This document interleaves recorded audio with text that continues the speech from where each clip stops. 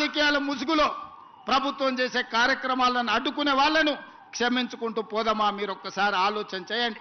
ప్రజలు ఒక తీర్పు ఇచ్చిండ్రు.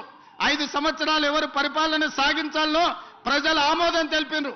5 సంవత్సరాల కోసం ప్రజలు ఎన్నుకున్న ప్రభుత్వాన్ని పని చేయనీయకుండా ప్రతిరోజు కోర్టులో లిటిగేషన్ వేసి పనులు చేస్తున్న వాళ్ళ మీద బురద జల్లి ఈరోజు నగర అభివృద్ధిని అడ్డుకోవాలనే ప్రయత్నం చేస్తున్నారు.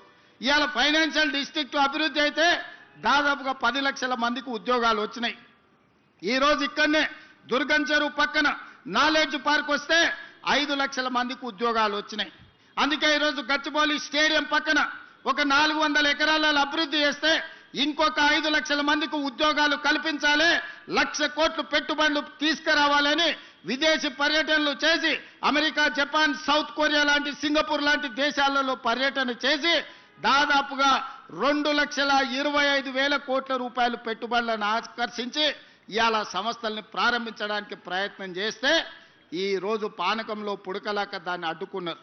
ఇది తాత్కాలికమే.